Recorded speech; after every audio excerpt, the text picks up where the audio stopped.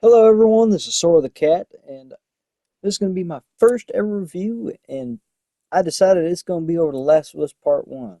Now, like our beautiful man Joel here, I am from Texas, so there's going to be some things that I say that don't quite make sense to some other people.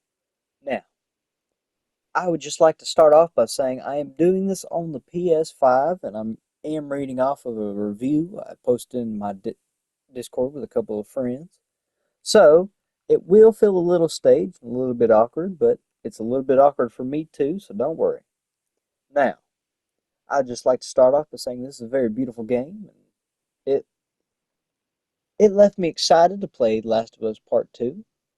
Now, I have played through this game about 3 or 4 times, and I've decided that I would like to do a review over the game just because I felt like it was my input, though probably not needed, would probably be appreciated by some people. And with season 2 of the show coming out, and I believe part 3 of the video game coming out, I believe this will be a perfect time to do a review over a very beautiful game and cult classic. I will be calling clickers and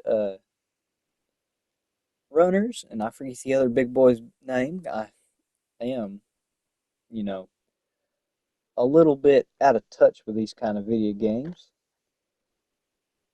I will be calling them zombies through the game. It's a little bit easier for me, and it doesn't heed well, it doesn't stop the flow of the conversation. Now, I'd like to start off this review by saying I'm going to give the story a 9.5 out of 10. There were some plot holes and some other things that didn't quite make sense to me, but just playing through it a couple of times, I've come to understand that it don't make a lot of sense to most people. Like, how did Joel meet Tess? Where did they come from? I think I'd love to see a prequel of this game, and hopefully in the future we can visit to the earlier stages of the outbreak, and maybe we can learn where Tess and Joel meet each other, or how they end up in their situations. A little bit of with his brother, and maybe. Yeah, that's just a personal preference for me. I think everyone would love to see a prequel to The Last of Us. So, gameplay. I'm gonna give gameplay about a 6.5 out of 10. Some parts didn't feel optimized for the PS5, and some parts felt really, really smooth. There were some parts like whenever the first time I played this game, and I do have a clip of it, that right after Joel and Tess get on to the elevator with Ellie, my camera clipped through the uh, the boundary, and I was staring at a black void. Well, gray, because it was grayscale at that point. It felt a little awkward to me, but it is it is an old game that's been remastered for the PS5 now, or well, PS4 onto the PS5. Now, I want to get on to the visuals. The visuals are so beautiful. I'm gonna give them about an 8 out of 10. Some parts of the game felt so beautiful, like the wide open spaces and the ruined cityscape in the background just added to the ambiance of the game and making the world really feel like all is lost.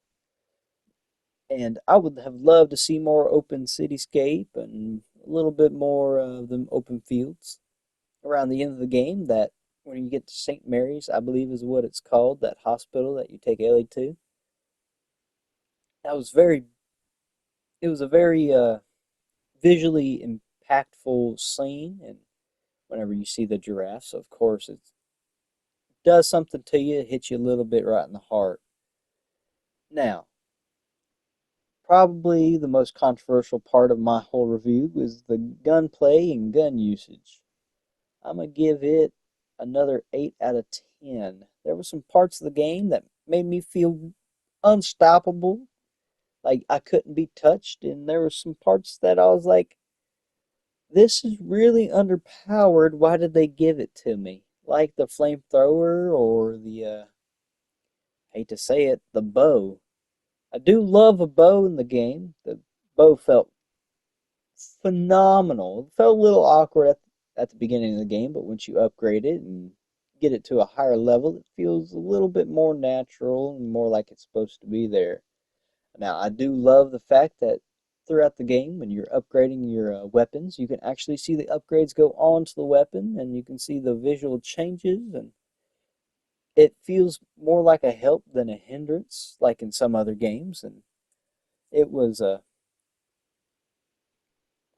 was felt very nice to see that being implemented into a game like this. Now,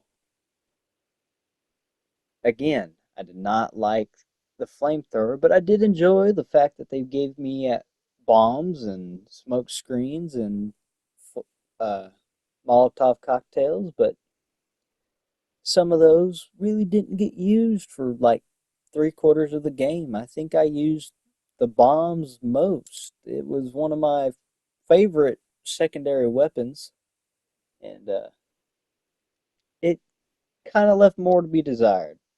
Now, I do love the fact that you can actually see gun pouches and pistol holsters.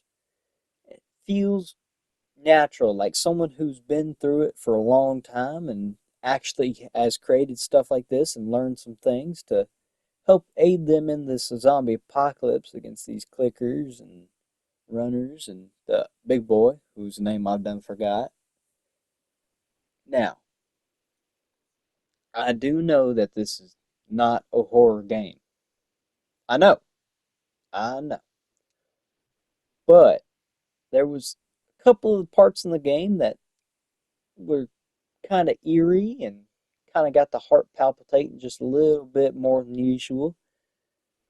I'm gonna give it about a 2 out of 10 for horror, mainly because it is slightly body horror and it will have some jump scares here and there, like when you meet Big Boy for the first time.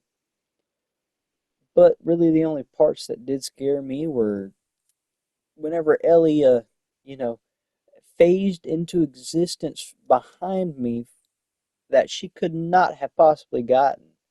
It was a little bit of a startling situation. Now, overall, I am going to give this game about a 8.5 out of 10.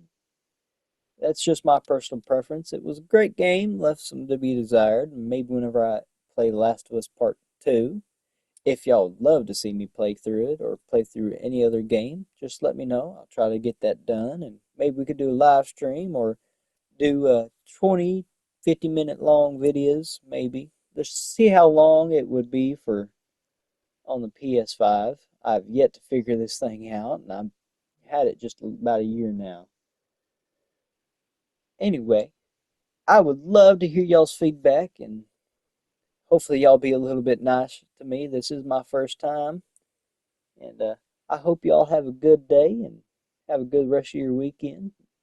Maybe you'll see more of these game reviews in the future if this is well received, and I'd just like to say thank you for listening. Y'all have a good day.